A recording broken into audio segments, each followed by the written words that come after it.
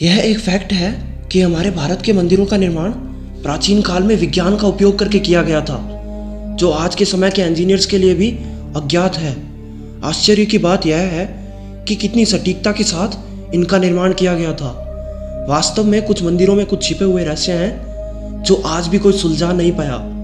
आज हम भारत के ऐसे ही एक प्रसिद्ध मंदिर के बारे में जानेंगे और इसके अंदर के मूर्तियों के बारे में जो रहस्य हैं वो भी बताएंगे। आज हम इस वीडियो में भारत के 4 धामों में से एक जगन्नाथ मंदिर से जुड़े कुछ ऐसे रहस्य जानेंगे जो अब फैक्ट्स बन चुके हैं। तो बिना स्किप किए वीडियो को एंड तक जरूर देखिएगा। नंबर 1, कहते हैं भगवान जगन्नाथ के इस मंदिर पर 17 बार हमला हुआ। इसमें तोड़फोड़ की गई, इसे लूटा गया। इन्हीं हमलों की वजह से आज यहाँ पर गैर हिंदू जा नहीं सकते, उन पर प्रतिबंध लगा दिया गया। कई बार मंदिर की मूर्तियों को बंगाल की खाड़ी, चिलिका लेक आदि जैसी जगहों पर नष्ट होने से बचने के लिए छुपा दिया गया। सबसे बड़ा हमला साल 1568 में काला पहाड़ नामक एक अफगान हमलावर ने इस मंदिर पर किया था। इस हमले में भगवान श्री कृष्ण का सोने का मुकुट चोरी हुआ। काफी श्रद्धालुओं को मंदिर के अंदर मार डाला गया। कई अन्य मूर्तियां मंदिर में नष्ट कर दी गई। नंबर 2, जब भगवान कृष्ण ने अपना शरीर त्याग किया तब उनके अंतिम संस्कार के समय उनके दिल को छोड़कर बाकी सारा शरीर पंच तत्व में विलीन हो गया, पर एकमात्र उनका दिल ही ऐसा बचा था जो जिंदा आदमी के दिल की तरह धड़कता रहा। कहते हैं इस मंदिर के मूर्तियों के अंदर दिल के होने की मान्यता है, क्योंकि हर बार 12 साल के अंदर इस मंदिर की मूर्तियों को चेंज किया जाता है, जो भगवान कृष्ण और उनके भाई बलराम और उनकी बहन सुभद्रा की है। उस समय पूरे शहर को ब्लैकआउट कर दिया जाता है, यानी पूरे शहर की बिजली काट दी जाती है। अंधेरा होने के बाद मंदिर की सुरक्षा CRPF के द्वारा की जाती है। पुजारी के अलावा कोई और उस समय मंदिर में प्रवेश नहीं कर सकता।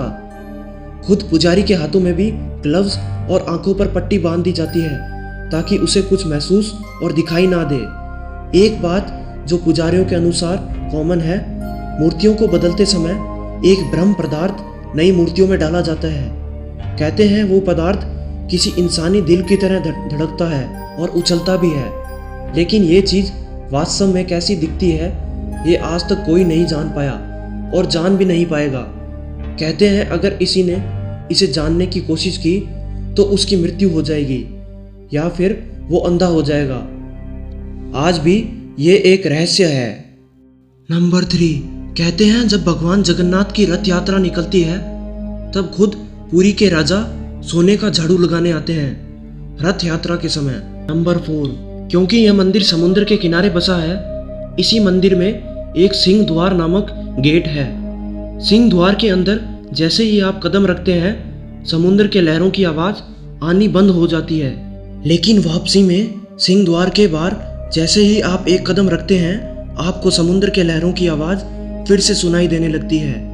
ये एक अटूट इंजीनियरिंग कला का रूप है जिसे आज के इंजीनियर्स भी सुलझा नहीं सकते।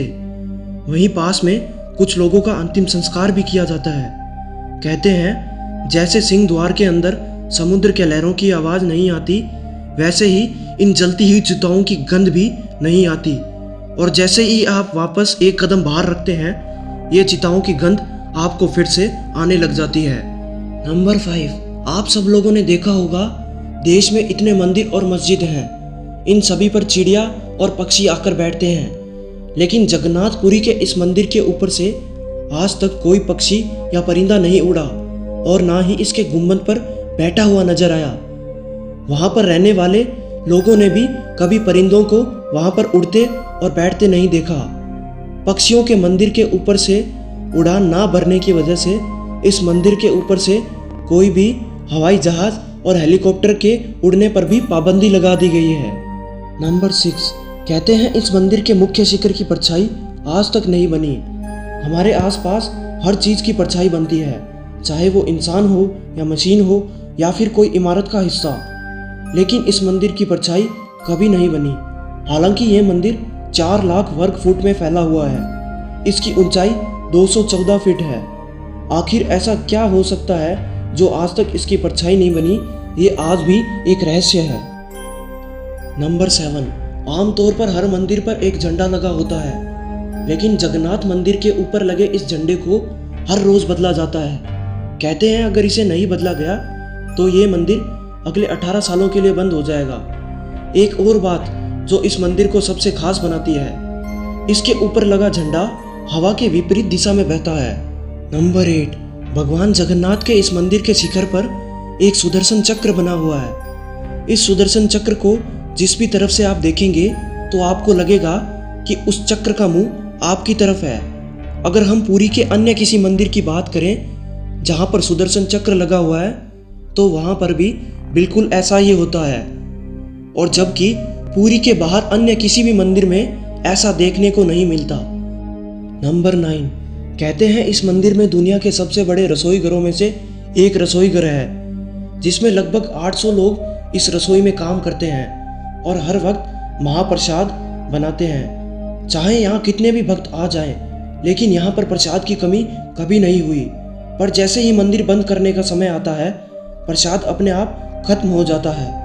कभी आज तक यहाँ पर प्रसाद व्यर्थ नहीं गया। इसी मंदिर के प्रसाद से जुड़ी एक और रहस्य है कि यहाँ पर प्रसाद लकड़ी के चूल्हे पर बनता है। 7 बर्तन के अंदर जिन्हें एक साथ चूल्हे पर रखा जाता है, एक दूसरे के ऊपर एक बर्तन रखा जाता है। लेकिन हैरानी की बात यह है कि जो बर्तन सबसे ऊपर रखा जाता है उसी में सबसे पहले प्रसाद बनकर तैयार होता है। ऐसा क्यों होता है ये आज भी एक रहस्य है।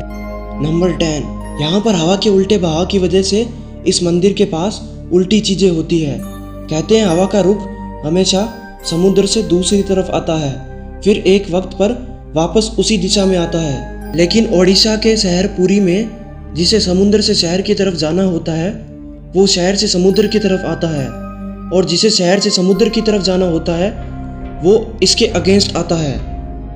मंदिर से जुड़े इन्हीं रहस्यों की वजह से आज लाखों भक्तों में इसकी मान्यता है। इससे जुड़े रहस्य आज के इंजीनियर्स भी सॉल्व नहीं कर सकते हैं।